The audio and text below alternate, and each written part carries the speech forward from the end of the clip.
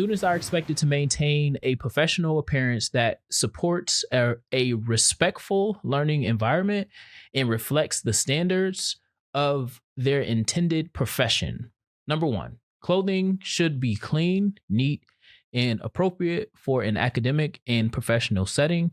Number two, hats, bonnets, headscarves, caps, hoods, do-rags, bandanas, sunglasses, and other non-religious or non-medically required head coverings should be removed while in the classroom or cafeteria unless they are required for documented medical, religious, cultural, or university-approved purposes. Say that one more time. I think that the university should have done a student body-wide survey to assess what students believed about this policy and what they believe should change or not change, stay or not stay before it went live. Volume 2. Yeah. This is our show. Yeah. Introspective Insight. Introspective Insight. Peace, love, and all that good stuff. I am King Dev. That's Magic Gretzky, and this is Introspective Insight, the Black Wall Street podcast. And we back for another episode. Magic got a lot going on. We almost didn't record, but he said he's a Saiyan. Yes, I am. He taught Goku how to go Super Saiyan Ultimate, Super Saiyan, God Super Saiyan, Super Saiyan 3, Super Saiyan 2, 1, all of them. He taught him how to beat Broly. He taught him that he was better than Vegeta. Magic taught Goku everything he know. That was the whole point of that piece. Super Saiyan God. He taught Ultra Instinct. He taught him that. Mm-hmm. I'm just so he was like, we're gonna do it. We're gonna make it work. And at some point, go ahead. I had to show you, Jordan, that I was really a genie at the Jay-Z festival concert. Felt like it. Well, it was Jake Chella, so Hope Chella. So I had to show him how I was a genie. Now he believes I really am a genie. Hey, I can't believe I'm eating it like this. You see my hand? Yeah. You see it? Yep. I can't stand when people eat like this. So you can't stand yourself right now. Yeah, I can't stand people that eat like this. Y'all scare me. People that eat like that scare me. Like, yeah. But yeah, I'm just saying, I'm here.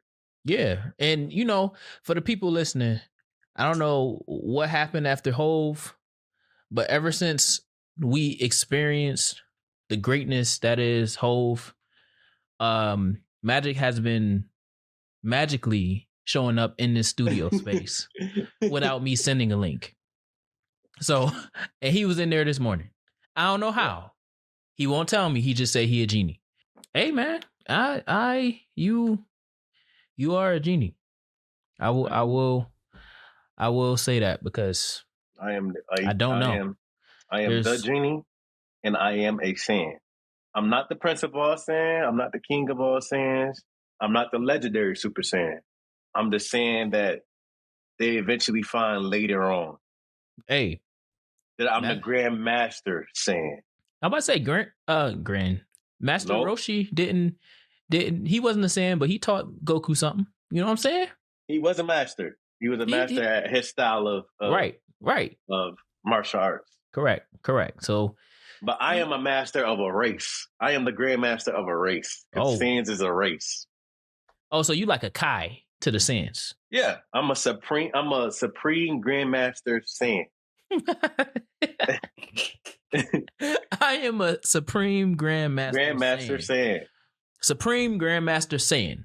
Yes. That's what Magic is. That might be I'm going to write that down as the title of this show.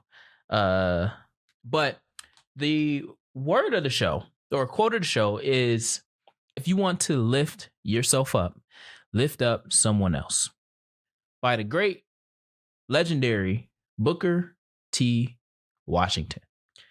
And then the word of the show is pragmatic, dealing with things sensibly and realistically in a way that is based on practical rather than theoretical considerations.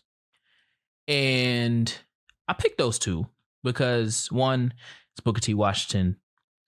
He is a GOAT of history, one of the greatest to ever walk this earth, one of the greatest minds to walk this earth.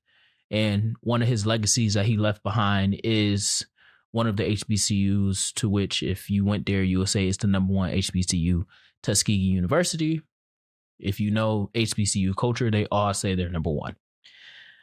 He was the founder of Tuskegee Institute in 1881. And his methodology around fighting against slavery, because he was born a slave, fighting against slavery, racism, and all that stuff was a pragmatic approach. We have to be okay with the current reality while we pull ourselves up by the bootstrap for the most part. Give ourselves skills so then we can work our way out of the situation that we were born in or we currently are in. He was the exact opposite of, for the most part, the exact opposite of W.E.B. Du Bois, which is super interesting because they also have very opposite upbringings. One was born a slave with all of the weight of the world coming down on him, and then one was born free, grew up in a suburban, what we would call a suburban area, went to PWI, became a doctor by design, and he fought to be an agitator. He fought to be relentless around our racial advancement, if you will.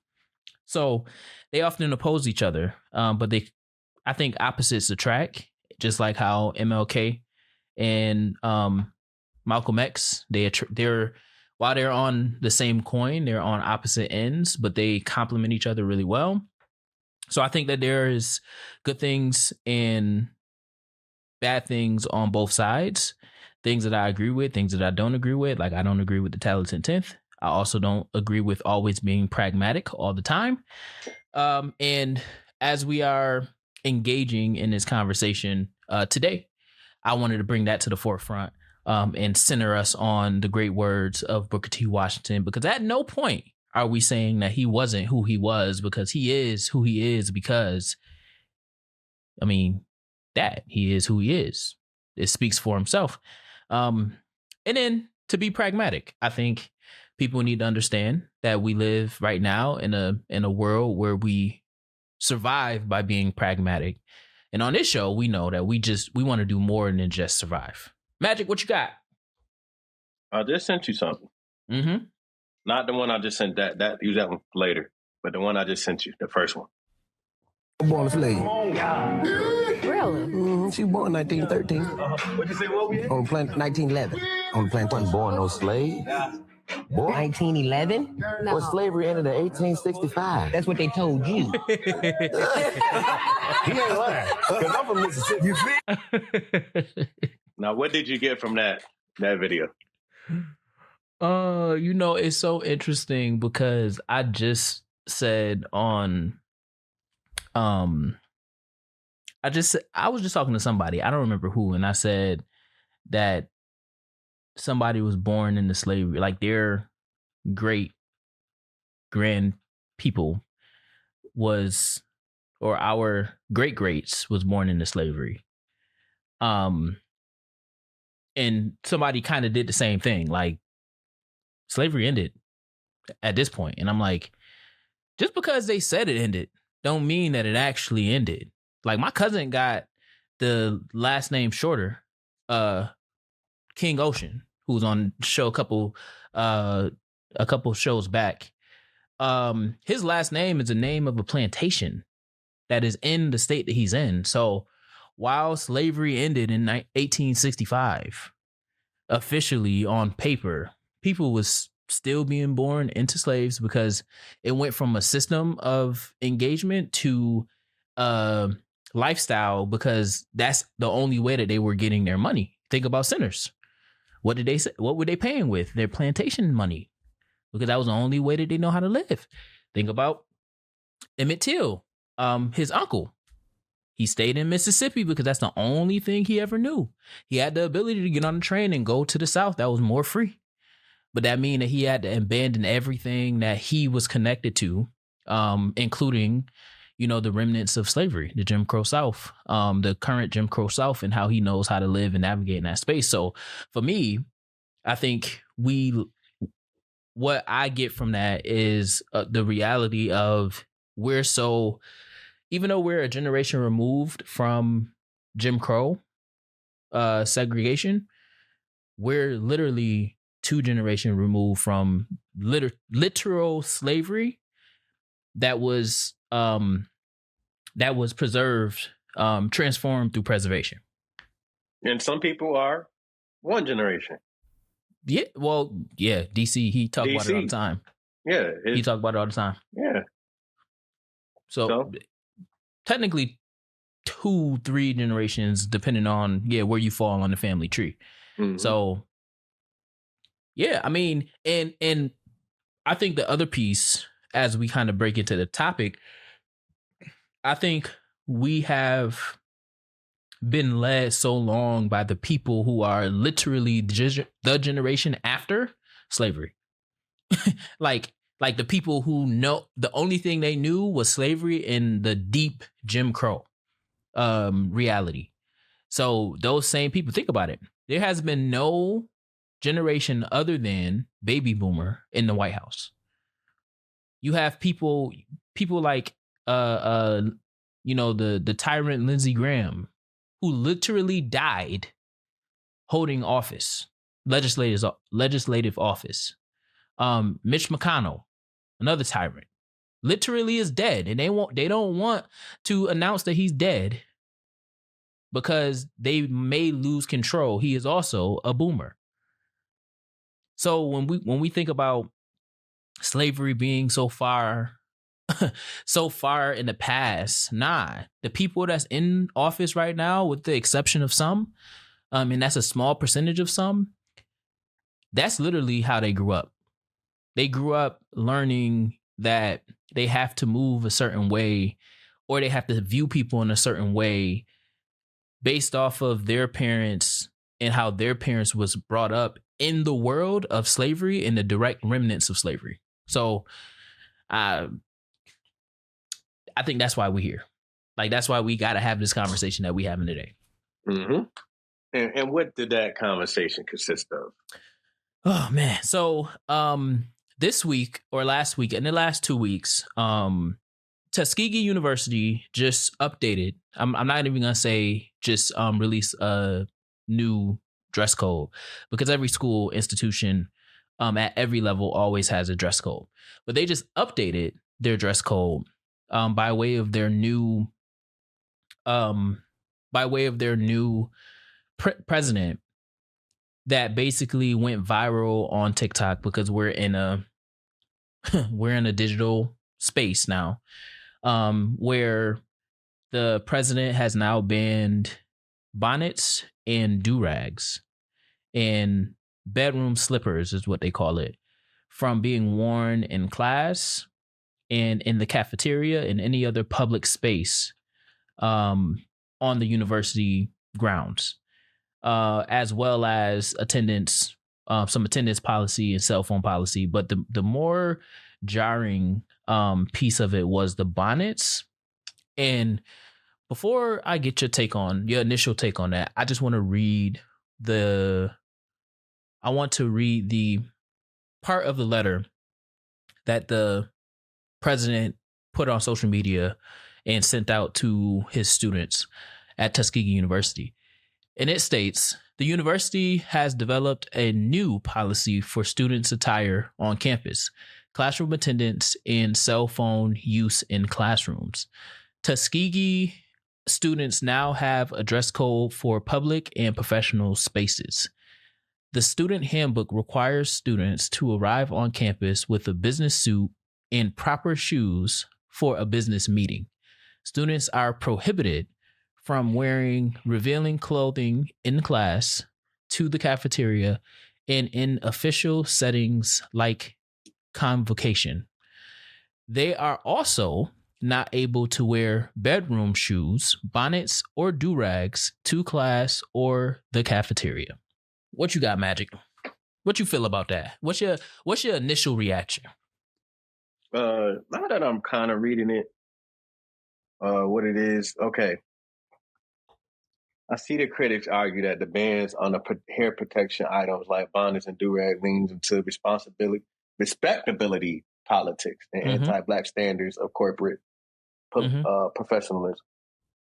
You know, when you first said it earlier before the cameras came on, I had a different perspective on it. Mm-hmm. I completely understand academic spaces. I completely get that. Because why are you wearing pajamas to class? Because college and university, same shit, is prepping you for the next step of your life, which is your career, which is your business. Whether you become an entrepreneur, whether you're doing a career. So why are you setting yourself up wearing pajamas and fuzzy clothes and shoes? I agree with that. Now, the library and the dining facilities, I do not agree with. Why? I don't see what's the problem with that. Business attire requirement. Students are required to bring a professional business suit and dress shoes to campus for formal university settings. Now, there's a saying, broke college student. Now, how are you expecting these kids, 17, 18, some even 16, 19, to come to these colleges and have professional business suits and dress shoes? I myself don't have professional business suits or dress shoes. Okay, I got dress shoes, but a whole suit, I do not have.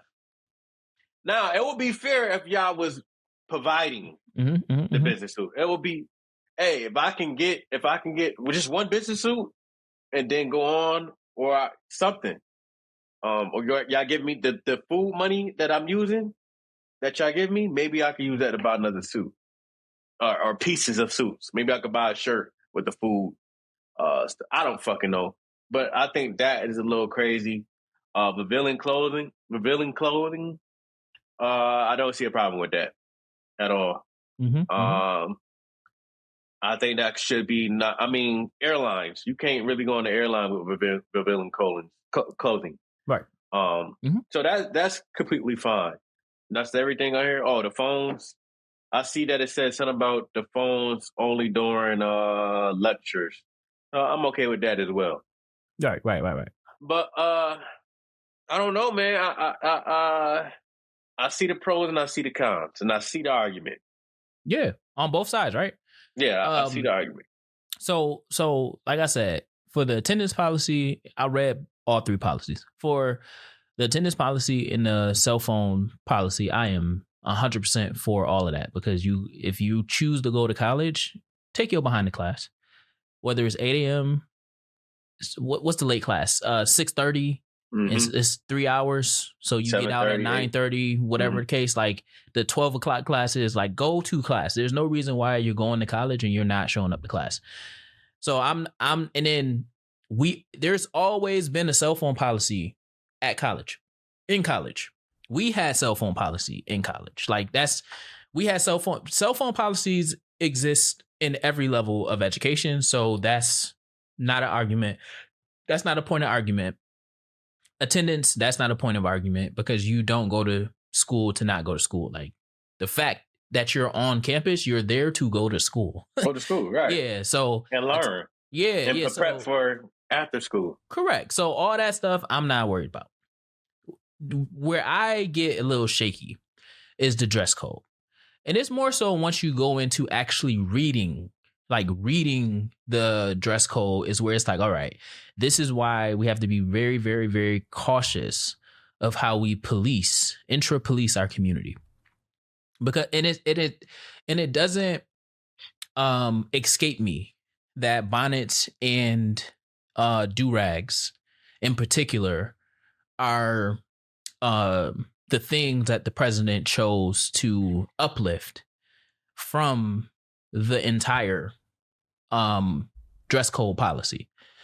I think that bedroom shoes, I 100% agree with that, primarily because you nasty.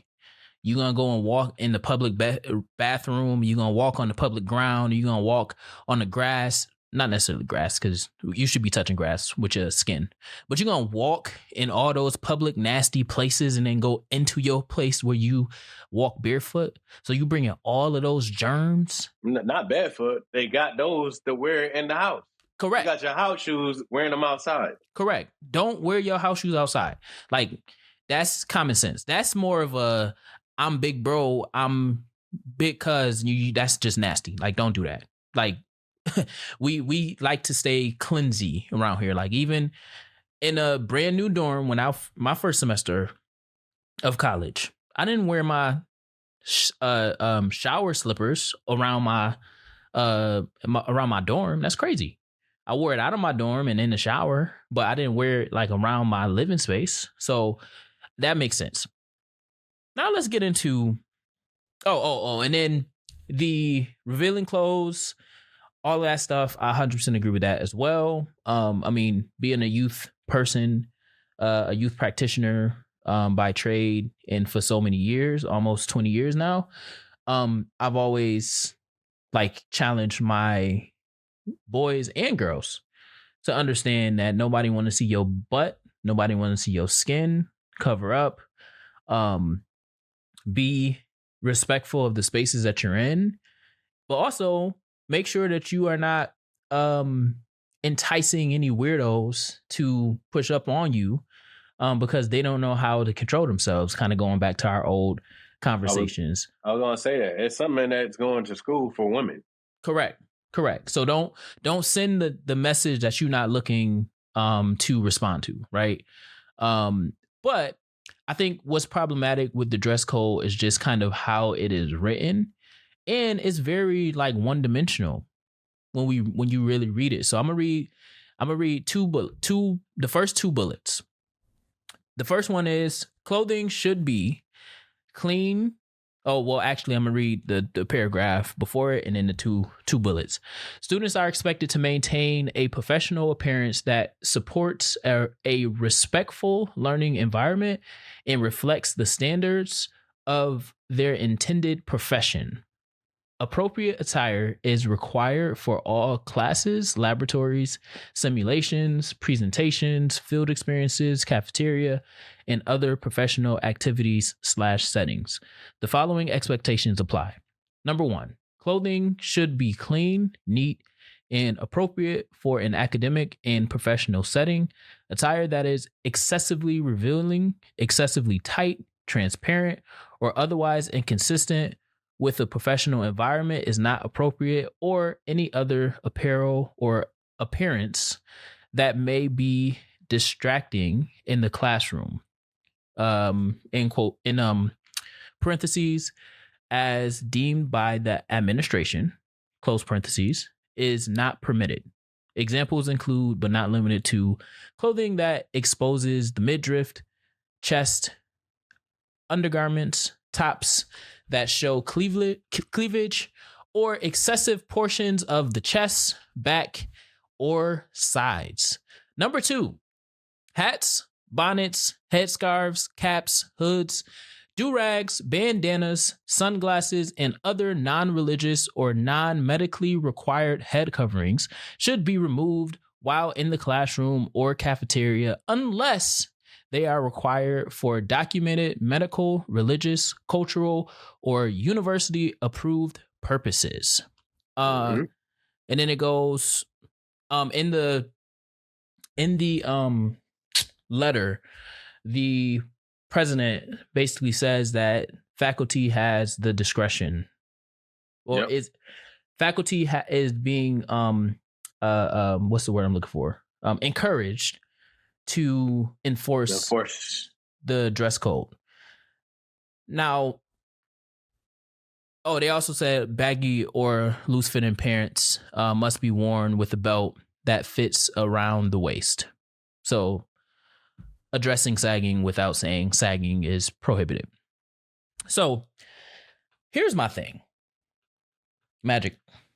Mm-hmm. Because you are a napper, right? You like to take naps. Yes, sir. You like to, indulge in closing your eyes and dreaming about the great future that you are currently building, the legacy that you are building. Or just dream about, making sure the Saiyans is good, over there on the planet.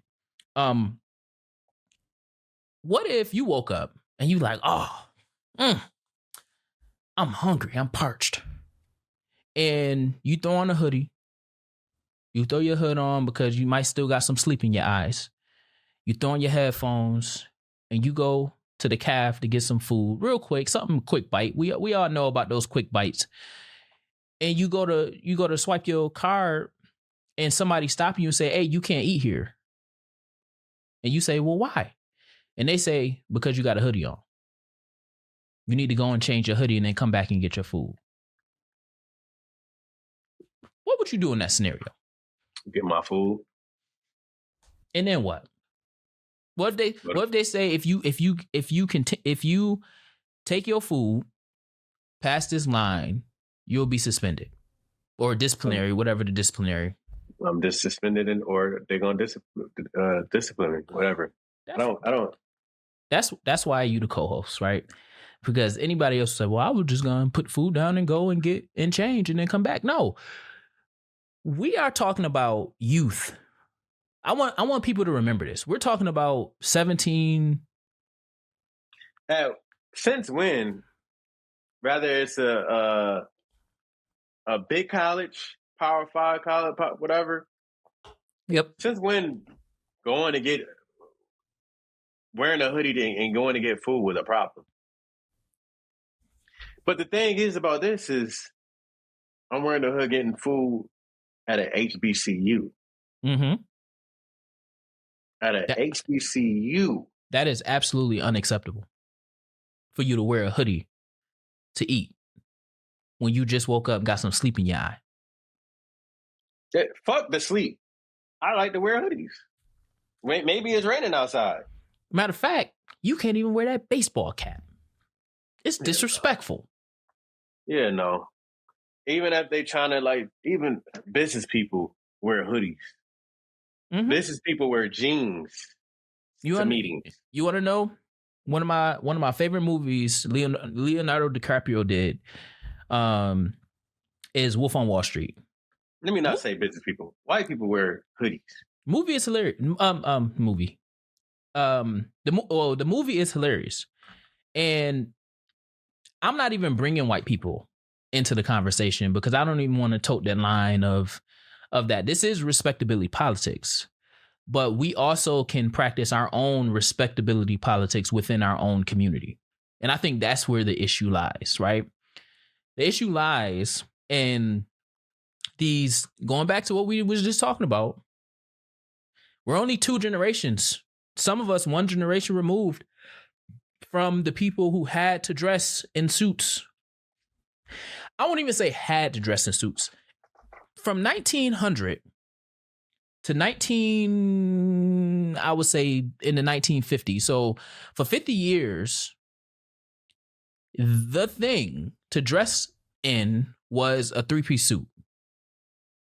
Textured 3-piece suits. The color palette, amazing, earth tones. Because the jazz era, that was how the jazz culture cultivated socialization. That's how the jazz culture cultivated fashion. The same thing that hip hop is doing it for this generation from 1970 on, right? And it really boomed and popped when LL came on with the Kango and the jumpsuit, and then it kind of got bigger and it went mainstream, and then you had the t-shirt campaign with Wu-Tang, and it took off from there, right? We're having people run our institutions that are 1 generation removed from that reality. And I've seen people say, well, Booker T. Washington believed that you're supposed to dress to par in order to make it or advance. I'm here to say, it didn't matter what we wore. We still got hung. It didn't matter what how we articulate ourselves, we'll still get shot. It don't matter how much we comply, they still will be the aggressor. They still will antagonize. So why should we in our spaces that we cultivate, that we ensure that our genius is passed down through generations and generations and generations, do we choose to uphold respectability politics, and then we frame it as getting ready for the workspace, for the workforce? The reality is, I've never worn business, professional, anything to any college, any college that I ever attended, and I'm doing just fine. I think that even just the concept of clothing should be clean, neat, and appropriate. Well, if I want to start a distribution center in this booming transportation industry, I don't have to wear a business suit for that. If I want to be a trucker in the transportation industry, I don't have to wear a suit for that. I know there are suits for pilots and stuff, but you don't even have to wear a suit to be a pilot, technically. So I think that for me, what I take the most like personal, it's not even really personal. It's two things that I'm challenging with this dress code piece. One is we're framing it as we're getting them ready for the workforce. And I think straight out of high school, they're still at least 5 years removed from the workforce. So everything that you're preparing them for should be a gradual thing. By the time you get to the senior year, I shouldn't be seeing you in bonnets and do-rags and things of that nature, because we've cultivated you into this professional that is ready to enter the workforce. And you should be at this point, because I know HBCUs, they push you towards like employment before you get hired. I mean, before you graduate. So at that point, you should be full on ready to go into your professional space. But coming from School of the Arts in downtown Rochester, New York to Tuskegee University, I don't need to be thinking about my career that I'm probably going to change my my major for 3 times before I graduate. That's crazy. That's crazy to me. I think you should. I think you should think about your career before you graduate, even if you're changing it, because you never know which one.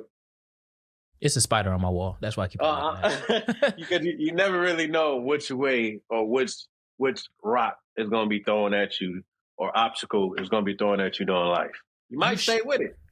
Oh, 100%. You should. You should. However, we're talking about kids from this generation. I didn't say it. I didn't say that I didn't. We're talking about kids today, right now. Kids that believe that straight out of high school, they should be making $600,000. And that's the only livable wage that they agree with, that they were looking for. Hey, at least they dreaming big. Hey, I think they're dreaming big. I think they're dreaming huge. And I want them to continue to dream huge. But I think we got to be practical, pragmatic. See, I'm bringing that word back. Pragmatic to how these kids are showing up on these campuses. I don't care what your experience was. And for the record, I didn't go to a HBCU. I went to a HBCC, Historically Black Community College.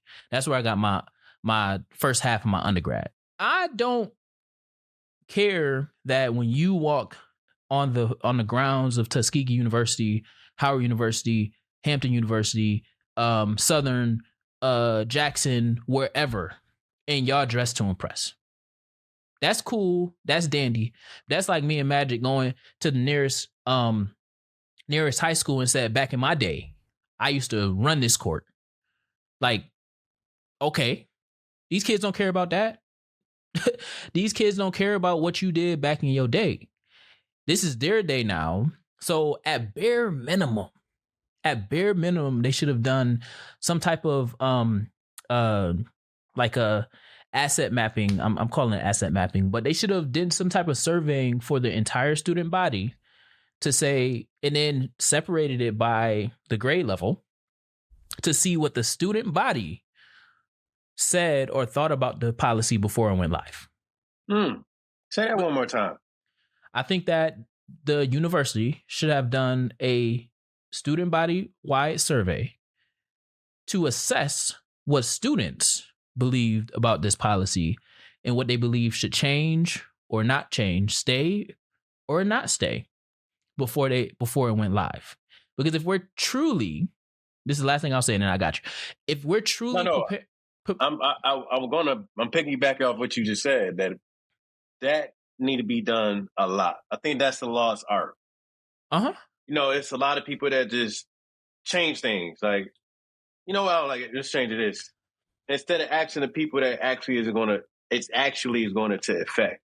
Right. And that's that. And I'm saying that towards local government, colleges, schools. There should be everybody want to be union up. Like we're a team. We have to be, but you're not working as a team. Yep. The head person or leader is making decisions that's affecting all of us without even asking and without even caring about what's happening. And I think that would have been a good idea. I mean, who knows if it would have worked, but at least you would have heard from the people first and then go on from what do you think the best next move for you to go towards. As y'all can see, I am sleepy. I don't yawn about I don't yawn. I done yawn about 20 fucking times. I'm toe up, y'all. I'm toe up. Hey, but yeah, no. You were just out there partying. I wasn't even partying. I was looking. Just watching and seeing everybody. I was just looking. Yeah, I was looking, observing everybody participate and celebrate their culture. Because it's all different type of cultures. And then seeing the unity, unity and diversity. It was definitely a lot of diversity out there compared to being in the States. You wouldn't typically see something like that. But yeah, I was just picking you back off what you said about they should have did a survey. They should have, all right, it is the news. No, what is it? August? Oh, so it is the next semester from the start. Yeah. Or soon. Yeah. So they should have did this June, right after or right before those kids left. Do it then, or just to see, is it for freshmen? Should it be for freshmen, juniors, sophomores, or only seniors? Or should it be for everybody? It should have just been asking questions. Yeah, and I think going back to my initial gripe of the Discord is people only talking about bonnets and do-rags. Because that's what was in the letter. And then other people was mad about when the airline, what was the airline or the airport saying that? It wasn't the airports. It was the transportation secretary said that you should be dressed in business casual attire when you flying. But don't nobody listen to. And Monique. But I love dressing down when I'm on the airplane. I'm in the airplane, and if you never see me again, at least I died comfortable.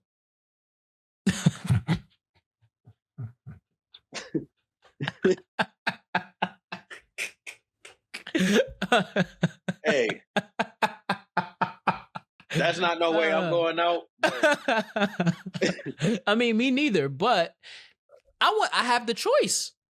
I don't want to be all uptight in a suit and tie and bow tie or whatever.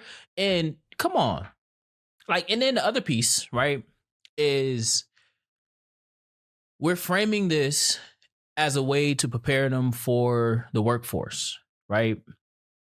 But we're not giving them the skills that you would need in the workforce in order for you to survive, to maintain your mental health.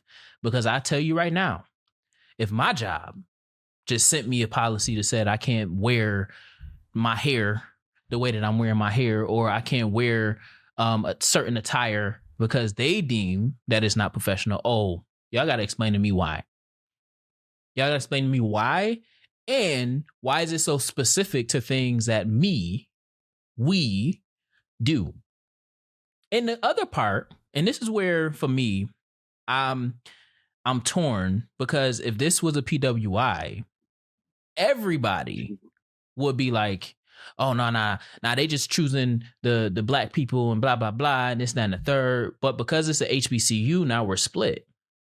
HBCUs hold a high prestige. HBCUs, they have to uphold a standard. HBCUs have to blah blah blah. This ain't about PWIs. That's if you want to go to a PWI and wear your bonnet, go and do that. And the other is like respectability politics and all of the things that's coming on. I seen one creator talk about you worrying about bonnets and a do-rag. Are your facilities up to par? Is your financial aid system up to par? Are you providing enough scholarships so people can experience the HBCU? Are you on time with these things? While we talking about it's like AI practice. We ain't gonna talk about the game. We talking about practice. So we talking about bonnets and hoodies and hats and headscarves and caps and do-rags and bandanas and sunglasses and non-religious or medical head coverings. We talking about those, but we not talking about the academics. We not talking about the facilities. And we gonna frame all this in, oh, we doing this so y'all be ready for the workforce. I would like to know how many people work within a degree field coming out of Tuskegee University. What's the statistics of it? Well, let's actually see. I don't even want to talk about. Damn. I'm trying to figure out when the fuck I got so goddamn tired. Tuskegee University's graduation rate is approximately 55% to 57% within 6 years. 4-year graduation rate is 31 to 33%. First year retention is 81%. Acceptance rate is 48 to 53%. But we talking about bonnets. We talking about bonnets and hats and caps and hoods and do-rags. They must have got a sports team or something, because that's normally how it's D3. Most HBCUs is going to be D3 or D2. So and that's how athletes dress after they done. Well, see, I'm glad you said that. So I seen another TikTok, and they were talking about how Primetime enacted pretty much a similar policy. And everybody said that was great coaching and it was great across the board. But when the institution does it, it's a problem. Here's my take on that, because once upon a time, I was an athlete. And we had to do certain things to uphold the image, legacy, or whatever of the coach, of the program, because if the program caused more harm than good, they can defund it. They cannot give it as many resources. And it's just it's more of a ritual type thing to show up to class, but you're showing up to class because if you don't show up to class and you fail, guess what you're not doing? Playing on the team. So if I spent resources trying to get you in the college space, and then you don't go to class to learn, and you drop below the 2.0 that you need to stay on the team, I've just recruited and wasted resources on you, and you're not going to class. Student comes first, athlete comes second. You are a student first, an athlete second. You're going to school by way of your athletic ability. Mm-hmm. So yes, you're not going to show up on this. You're not going to show up on that. You're not going to show up with this. You're not going to show up with that. Why? Because you're representing my program. And the reason why you're also not doing that is because my program is paying for you to be here. So if you don't want to get paid to be here and play the game that you love, no matter what the game is, football, basketball, track, whatever, you can then pay for your own education and then dress however you want to. So that, like, those type of comparisons for me, it don't make sense. All right, y'all. He's answering the phone in the middle of the show, in the middle of my thought, and his niece is coming to pick something up. I'm sorry. I'll be right back, y'all. Oh no, do your thing. I like to say that 2 episodes ago I had to leave in the middle in order to use the bathroom, and Magic brought up a good point about paying your bills right before the grace period ends and that not being late. And I would like to double down on that to say he is absolutely right. Absolutely right. For some of those, now I need y'all to be responsible in how you pay your bills, okay? You need to maintain your living situation. You need to maintain your transportation situation. You need to maintain your utility situation. The way that I kind of encapsulate my bills in terms of priority is my housing comes first because I don't desire to be homeless. Then my transportation, because, and this is when I had a car payment. Now that I don't got a car payment, it's a little bit more fluid. But if you have a car payment, your car payment comes second. Why? Because if you ever become homeless, you can live in your car until you find something else. You can drive around. You can park in somebody's driveway that you know all that good stuff, and then your utilities. But if you don't have a house, you don't need to pay for utilities. And if you don't have a car and you don't have a house, why are you paying for utilities? So that always comes 3, trifecta.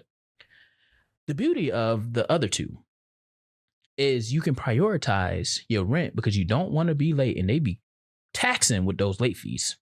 And typically you only get 3 to 5 days grace period. But depending on who your loaner is for your car, I know for me, when I had a car payment with Capital One, they gave me a 10-day grace period after the first due date.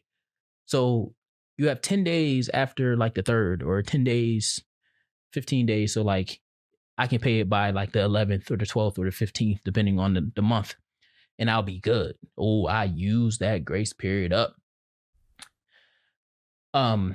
So you have more flexibility. So that just means you gotta, finesse and move your money around so you understand. And then, the utilities is always the most, because you can build that up until they get tired of you not paying, and then they be like, hey, I need you to pay this. But I don't recommend that. I don't recommend that. You pay as you go. Pay what you can as you go. They'll never turn it off because it's a profitable account. All right. But yeah, I agree. It ain't late. It ain't late. It is strategically aligned with the money that you got coming in. Continue to find different ways to finesse the system. These systems need you more than you need them, but you do need them. Don't get into the habit of not paying them, because they'll cut you off quick. They don't owe you nothing, but you can owe them a lot. I say that again. They don't owe you nothing, but you can owe them a lot. And you don't want to owe nobody to the point where you can't afford to pay them. And then you get red listed. You get blacklisted, and then now you don't got no services. So, yeah, man, that's what I want to say. Magic's still not back, but that's what I want to say. I wanted to add on to what Magic was talking about. Because, I thought he was coming back. I got more to say. Yeah, we got some good stuff coming on. We got some good stuff coming on. And another thing, I need Black people to stand together on something. These kids is lost, and we need to guide them to the truth. We need to guide them to the promised land, but we can't make them drink the water. Nipsey said it. I could lead you to the river, to the ocean, or to the lake, whatever they got in LA, but I can't make you drink it. I can give you all the resources that you have, that I have. I give you all the resources. I can show you all the resources, but I can't make you use them.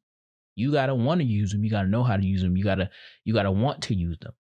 And if you don't want to use them, then you ain't never gonna reap the benefits of them.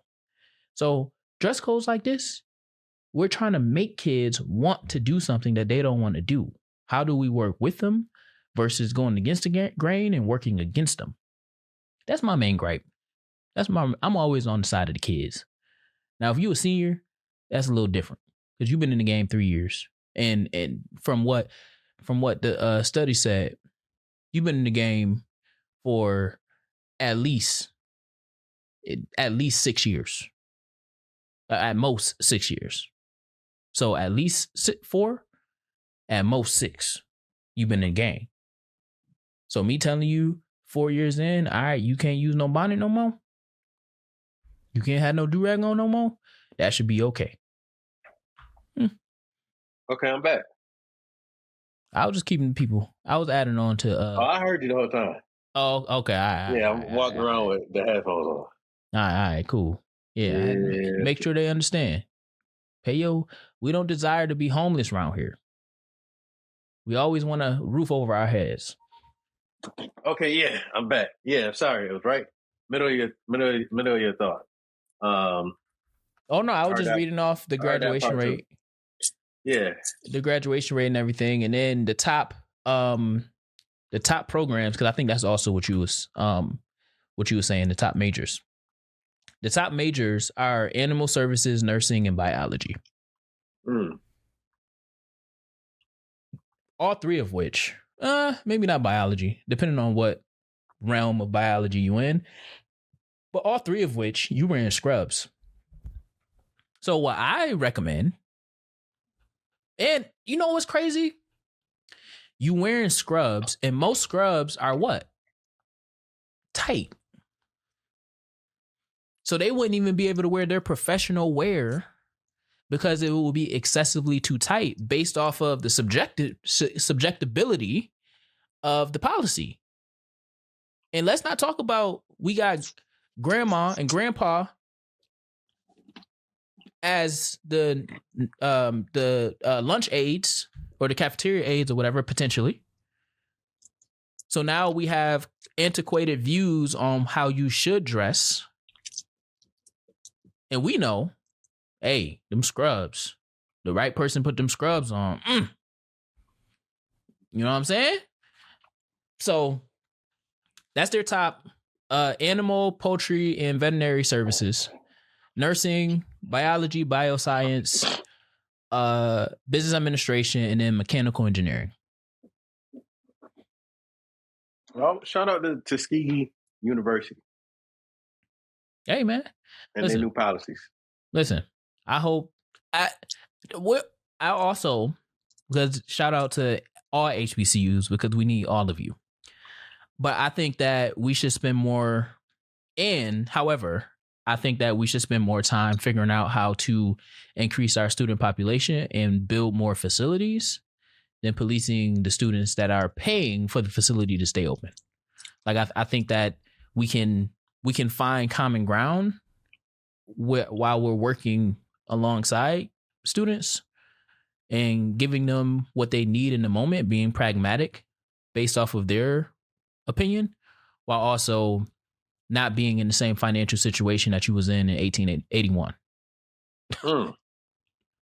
Well, Tuskegee, I'd love to hear how this semester and next semester work out for you. What do you think it'll be a decline? No, I think people are still gonna go. I mean, we're talking about a small percentage of the student body, but I think it's a necessary conversation. We're talking about a small percentage of the student body.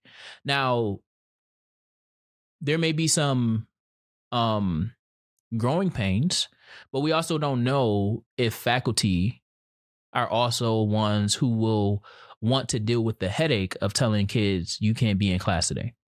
Because we don't know how they're evaluated. We don't know if they're evaluated by success rate, passing scores, or whatever the case. So the more kids are not in class, the less it looks like the teacher or the professor is effective in their role. So I don't think that it's going to affect much. I'm interested to see who's affected more, the young girls that's on campus or the boys that's on campus. That's what I'm interested to see, because a lot of the policy is written from the lens of like through a patriarchal lens.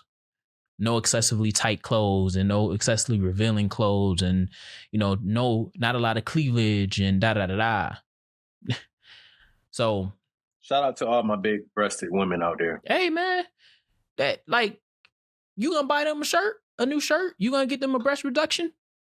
Like, we talking about, don't get me started on that. Oh, what? The big breasts? Or them buying a... Don't get me back started on Tuskegee and all of the other things that we could talk about. We talking about broke college students. And they gotta come with a business suit. What if they're non-binary and they don't wear skirts? A lot of things, man. A lot of things that can come up. We need younger leadership. But I know in the institutional space, that's super hard to get. Was there any decline in anything with them wearing bonnets and do-rags or anything of that nature? No. Because what about this? What about the saying, if it ain't broke, don't fix it? I agree with it. There's studies that show that when a person dress in what they deem comfortable, they do better in like testing situations. I looked it up. They did a study. No. I need to be as comfortable. Because sometimes I get frustrated. That's what I'm saying. It's another goddamn question. I can't do that with business attire. That's what I'm saying. Got to take the jacket off and... That's what I'm saying. So when people dress comfortably by way of how they deem comfortable is, they perform better. Oh, I thought you said wearing a suit. No. They actually said that I think it was like 29% of the people that were, I don't have the study in front of me. Again, I did this on the education pod, but that's coming out in a couple months. But 29% of those that were a part of the study tested worse when they came in their like work clothing, whatever the work clothing was.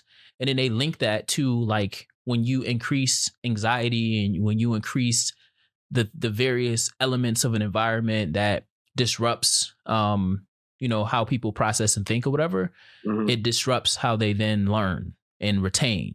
So when you introduce disruption into a space, people are hardwired to not receive as much as they would have if they were comfortable, which makes 100% sense.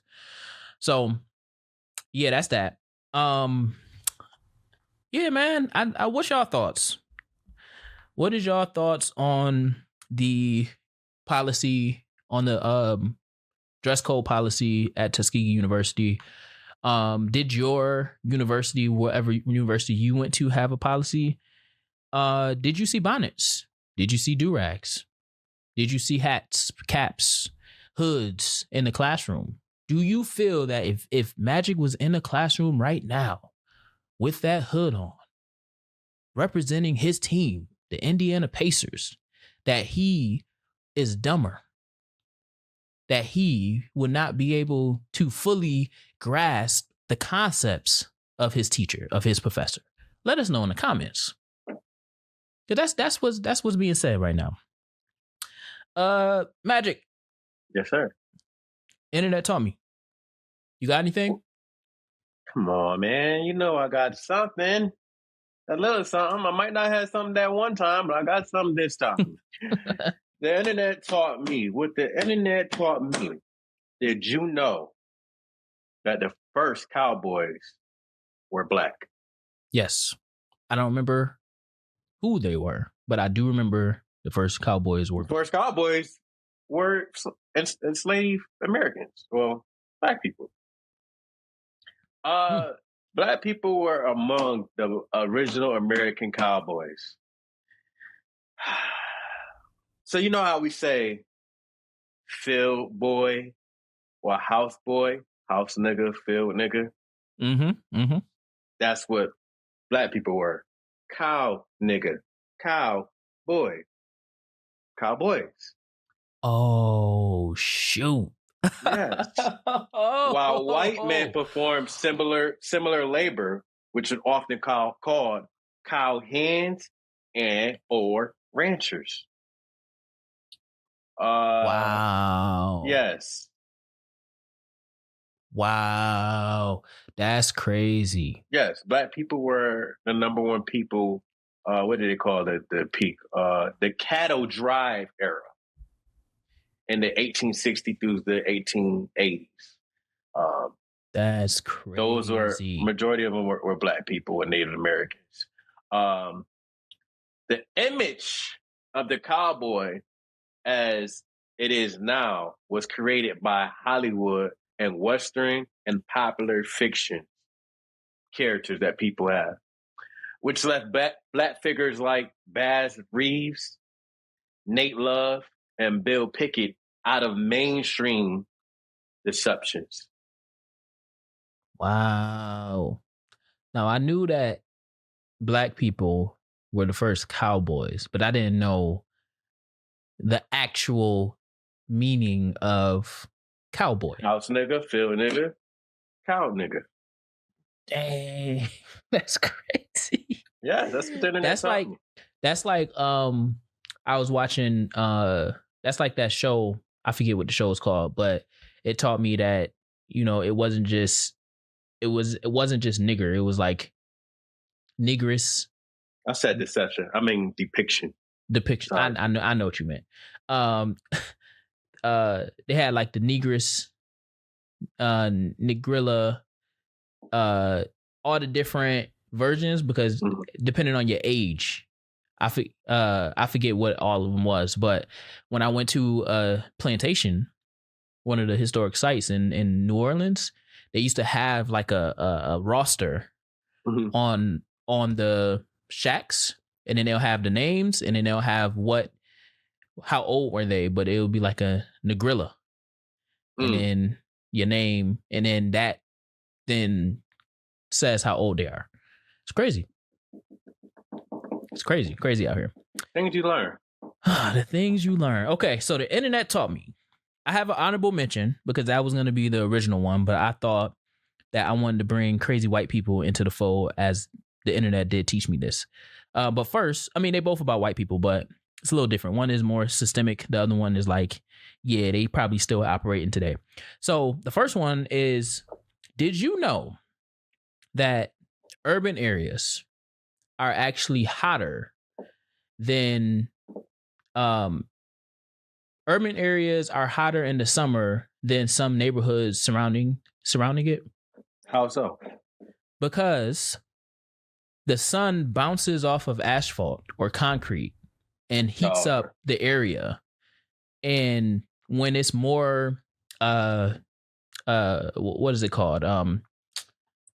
When it's more grass and trees and stuff, I was trying to find the official vegetation. When there's more vegetation around, the vegetation actually soaks up the sun through a process that's too scientific for me to even pronounce or remember while I'm telling you this. And they redistribute like it's like a natural air condition. So through redlining, they made certain parts of urban areas more hot by basically making it more concrete, taking away the greenery. And I thought that was a interesting fact around redlining that we don't talk about, the environmental harm through environmental development or underdevelopment. So that was my honorable mention. But the internet taught me a woman by the name of Amanda Ray on TikTok. I don't know if that's her real name, but that's her name on TikTok. She taught me that her white family is nasty, incestuous villains and had a polygamous incest sex cult in or around Salt Lake City, Utah. Now, I see your face, Magic. I see your face. Let me go a little deeper. She has a family tree. She escaped it. She escaped the incestuous sex cult, polygamous and incestuous polygamous sex cult. She escaped it. However, she has now came out on the internet and talked about like what it is. So she and all of her siblings and her mom and her dad and her cousins and half brothers and all types of stuff has one granddad. One granddad. The one granddad then married like his sister, his half sister, his auntie. Like he married all of the women that is, and then it was like a few women that like wasn't attached to the family tree. And then they basically then tell the men who they're going to marry within the cult. And it kind of like, then you have multiple people that tracks back to one man. And then they pass the leadership to another man. And he basically does the same thing. So she was telling the story about how she escaped. And the story about how she escaped is super interesting because she could have escaped without getting caught. But she decided I think she was like 14 years old at the time, or 16 years old or 17, something like that, that she wanted to say goodbye to one of her friends, and they caught her that way. Like she took pictures of the child labor and they was going to report it to the government. And then she was like, oh, I want to say goodbye to my friend. So she went and she was talking to her friend, and then they like caught her and attacked her and all that stuff. But they have a whole little community cult somewhere in or around Salt Lake City, Utah. They have their own banking system and their own community or whatever. And they don't do a lot of stuff outside of the cult, but they are all related and they all have one granddad. That's what the internet taught me. How did you stumble upon this? I have no idea. The white woman showed up on my timeline, and it was actually really interesting as I was listening to it, because I'm like, oh, these people nasty. And she also agrees that these people is nasty, and that's why she escaped. And I was thinking like, that's why they be looking like that. Because they naturally engage in incest. So when she was going through the family tree, now obviously she has like faces blurred out because, whatever. But I'm like, oh, that's why they look like that, because they chromosomes is all whacked out of shape because it's brothers and sisters having literally one man having kids with everybody. And they wanted her to marry somebody when she was 14. So not only is it incestuous and it's polygamous, one man and multiple women, half polygamous, one man, multiple women, but it's also underage marriage happening in U.S. cities across the country. These white people. That ain't nothing new. Oh, it's not nothing new, but we don't. We don't typically hear about it. We don't typically hear about it. So, yeah, man. That's the internet taught me, because I would have never known otherwise. The internet don't need to be teaching no other nasty shit like that. We should be in the know though, so we know what. I don't know. I don't think that's something I'm going to do or even think about. Well, and here's the thing though. She said she only found out because she started to do her family tree, and it clicked to her that, oh shoot, wait, we all go back to this one person. Yeah. Ain't no way. Ain't no way. There's only some kids in that structure that will naturally have two grandparents or two granddads. Very few.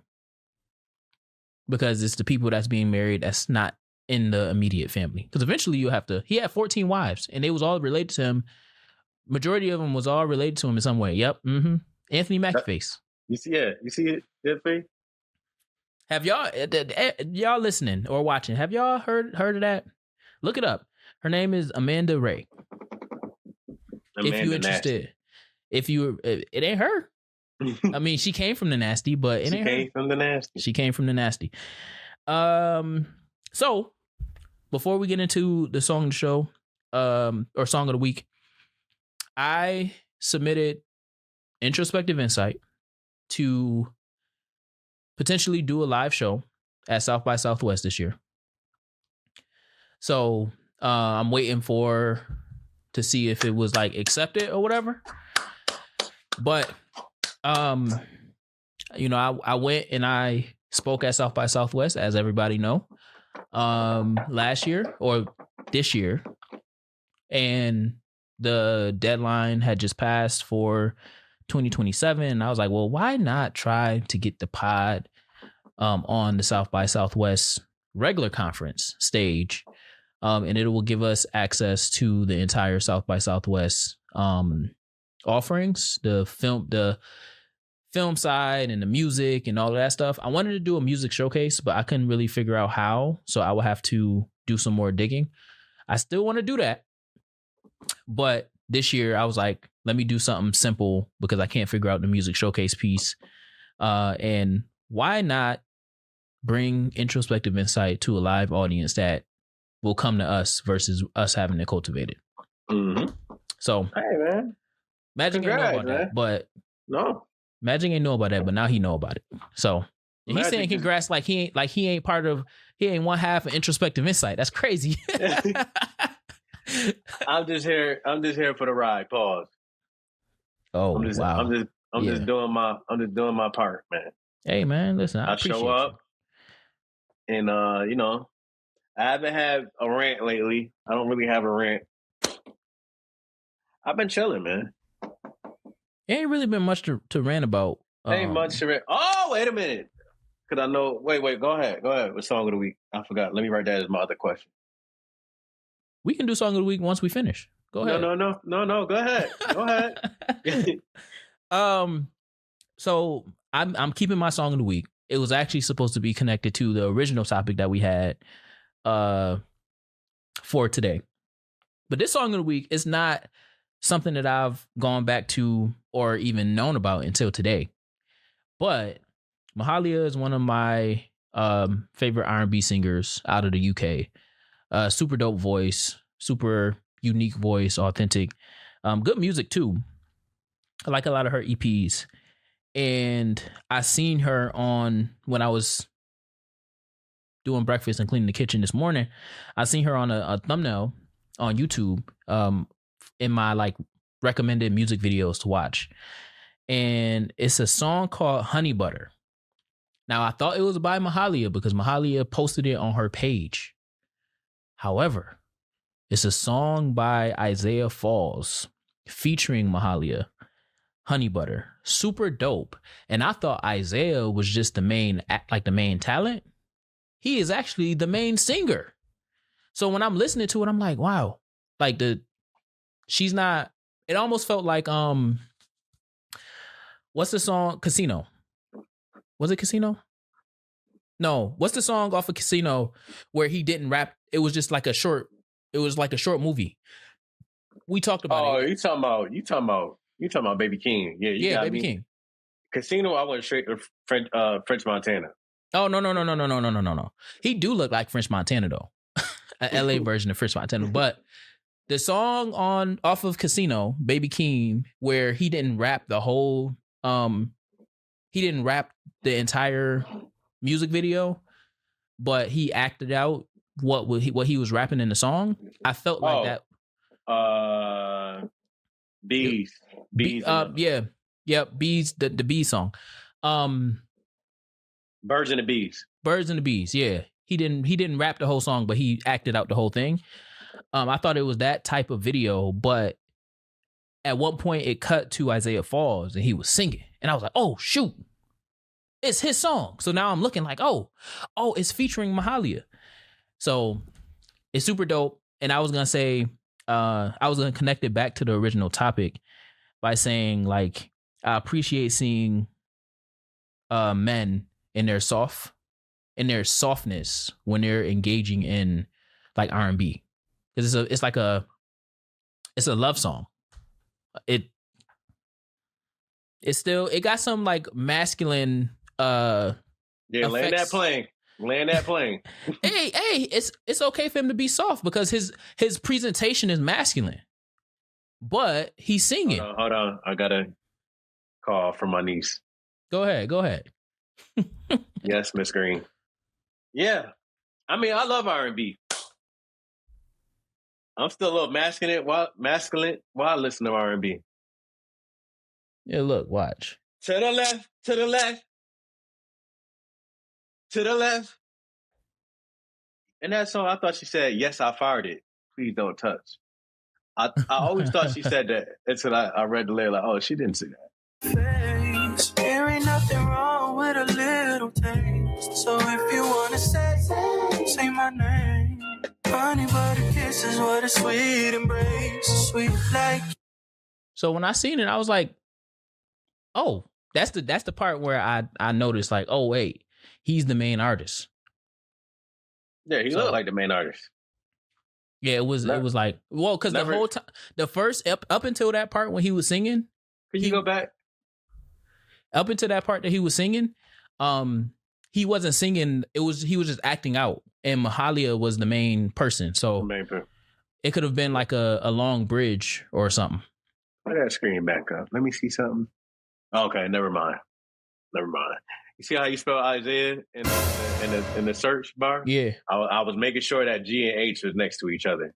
I be trying to.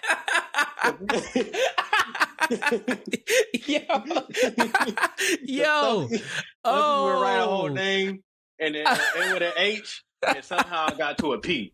I was like, I don't know how that. Yo, and I'm sitting here. I'm looking down here. You see my You can't read. I'm looking down at the actual Isaiah Falls. So then when you say you see how you spell Isaiah, I'm like, I spell Isaiah. Yo, that's funny. That's funny. What's your song of the week? My song of the week is Meek Mill, Y'all Don't Really Hear Me. I think I seen a clip of that. It's off the first Dream Chaser mixtape. Oh yeah. You talking about Dreams and Nightmare 2.0. Yeah. I'm like, huh, okay. Why that song? That's what I'm listening to this week. Oh, that's what okay. I've been listening to old Meek Mill. Okay. I'm gonna say, I'm never mad. I'm never mad with Meek. I was gonna say something, but I'm not going. What you gonna say? I'm gonna save my own. Okay. What you gonna say? Fun fact, because I haven't done one in a minute. I hate Dreams and Nightmares. Okay. I cannot stand that song. I can't. The moment I hear the intro of that song playing, I go from here to here. Where you go from? To what? That's funny. The moment it don't matter where I'm at, the moment I hear that song, I get so frustrated. I hate that song. You want to know another song I hate that everybody in my circle know? What? Swag surfing. I cannot stand swag surfing. Is y'all it because bouncing around and y'all musty as fuck and you sweaty? I hate that shit. It's because they play it everywhere. DJs are not DJs. See, now I'm going on a rant. DJs are not DJs anymore. DJ used to break records. DJ used to play a new record. Boom. Did you know? You ever heard the song "Swag Team" back again? That song. Do I say swag team or tag team? Anyways, tag team is from Magic City. Yeah, you definitely said swag team, but I said swag team. Tag team is from Magic City. They broke that song in Magic City. Do you know Bombs Over Bad Day? Yeah. Did you know that's actually a song for strippers? They played that song. They introduced that song in Magic City. DJs don't break records anymore. DJs similar. I've been all different places, and it seemed like the set lists are literally the same. I hear the same fucking songs. Now you might throw in somebody that's from the area or the state. They might throw in somebody. I remember somewhere I was in Houston, they threw in Yellow Breezy or whatever. But you're going to hear the same exact songs. There's over millions of songs, and they don't play them. Mhm. I don't hear Chief Keef love Sosa a lot, but I hear Chief Keef Finito. Finito. Mhm. I hear that all the time. I don't hear Say That. It's so many Chief Keef songs you could play that don't have to do with fighting or anything of that nature. I don't hear another song I can't stand. When the lights come on or the lights finna come on and the night getting over with, I cannot stand Tevin Campbell. Can We Talk? Y'all piss me off. Y'all play it. That's every definitely fucking where. that's definitely when the lights come on. Can we talk? I don't want to hear that shit. It's so many 90s songs you can play. I don't want to hear it. And I get it. I completely get it. I completely get it. Why they do it. But come on, man. Hey, I'm with you. The club culture, I was talking about this earlier this week. Club culture is terrible. It's nothing like how I pictured it or seen it in the 90s and early 2000s. Nah, they don't do that. House DJs, party not era DJs. was the best era. You know how many songs I learned in the house party era? It was also So many. mixtape culture too. So we was releasing more underground music. That's another one I don't hear. I don't hear mixtape music no more. Nah, because you can release I don't hear real nigga since day one, because I ain't promised day two. Throw that C at me. I look like Babe Ruth. I don't hear none of that. I don't hear none of that. That's why 50's so big. That's why 50 was so big when he went mainstream, because of his mixtape run. I wish we could have house party era again as an adult.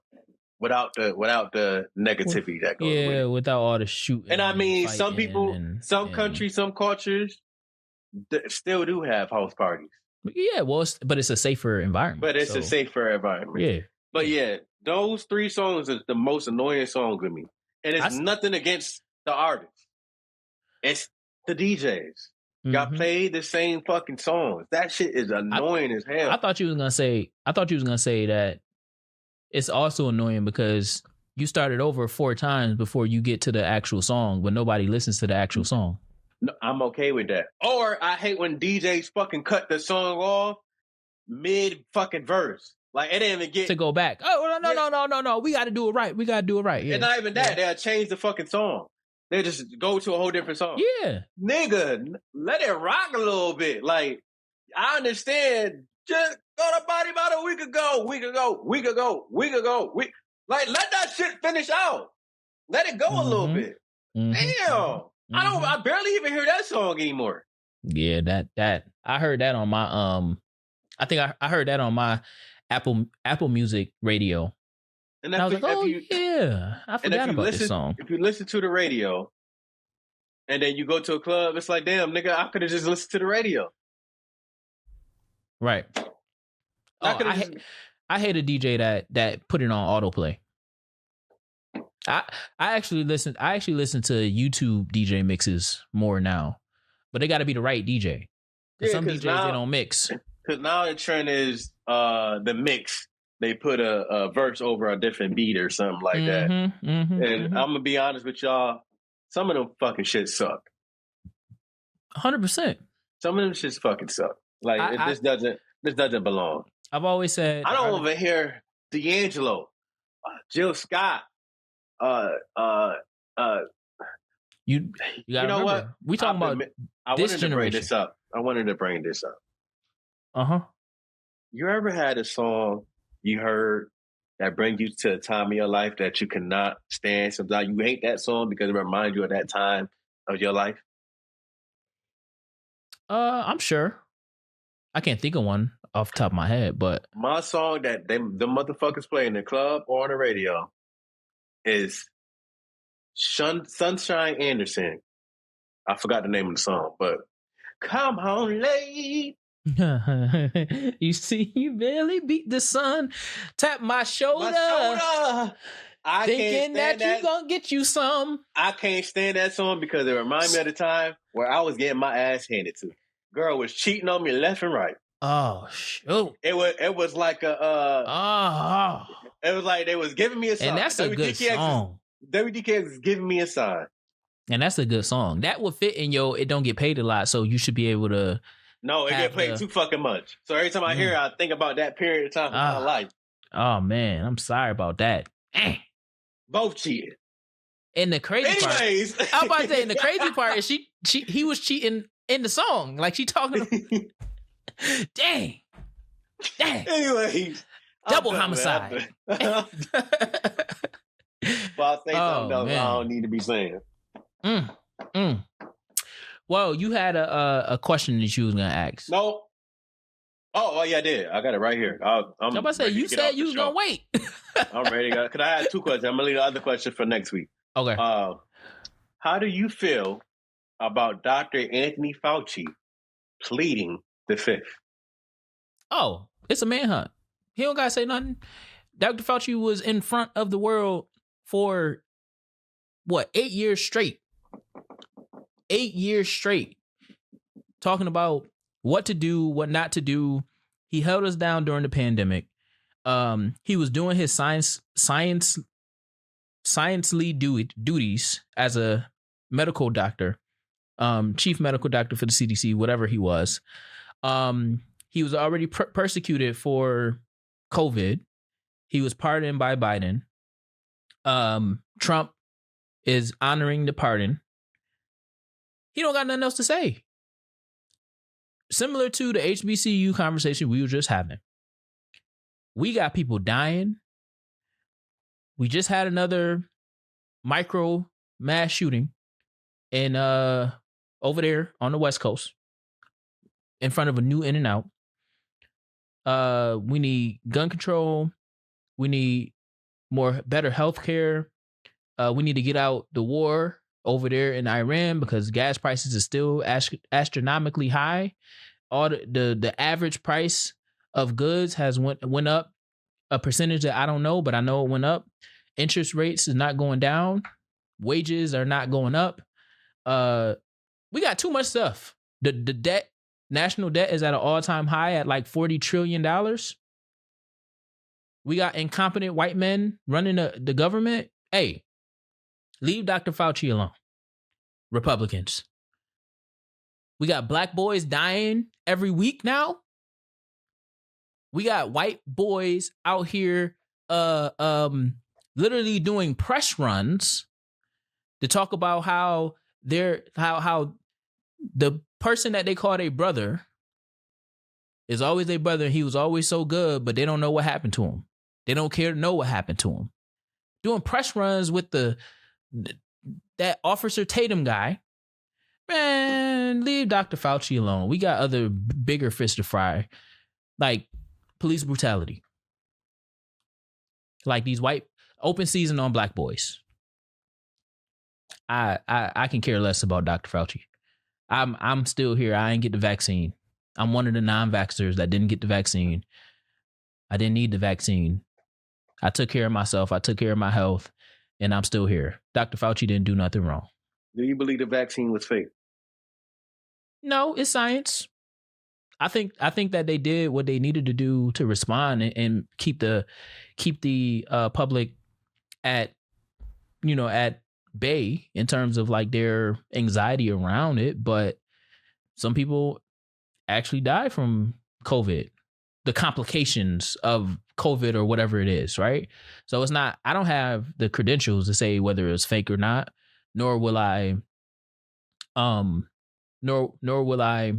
make an assertion like that. I do believe that certain deaths wasn't caused by COVID. It may have exacerbated an existing condition. I do believe that the medical industrial complex allowed for these hospitals to claim COVID as the fatality, the reason for the fatality, so they can get more federal dollars. But outside of that, I can't sit here and say that the vaccine was fake or COVID was fake or anything like that. It could have been a strand of the flu. Another strand of the flu. Now that you're saying that, why isn't it Andrew Cuomo in that seat? Which seat? The same Testifying? seat that, yeah. Well, because he wasn't the leader, the federal leader of the federal medical leader. Yeah. But I'm saying he should be testifying too. Around what? He was lying. Well, all them lie. Yeah. Them Republicans, all them Republicans should be testifying in front of. But he's a Democrat.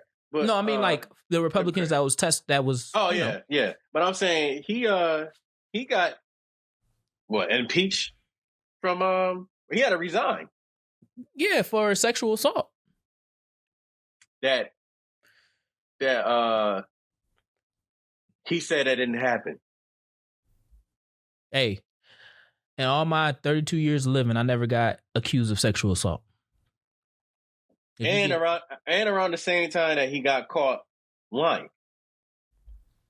Listen, when white people get power, they act a certain way. When black people get power, they try to act white. Some, not all, but some. We get caught, they don't. So if you've been in power for as long as the Cuomo family, to where your dad has a bridge named after him in New York City, or crossing over to New York City, you've done some egregious things in your life. That's it. If you support without a doubt Israel, our greatest ally, you've done some crazy things in your life. And you've known of a lot of crazy things, and you turned the other cheek. So he did it. He should be there, but they're not gonna do nothing.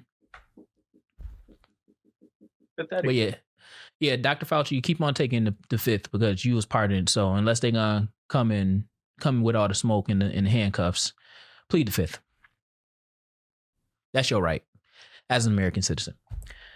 All right. Been a great episode. I know you don't got none, so I ain't even gonna ask you. But you already know. I'm King Dev. That's Magic Gretzky.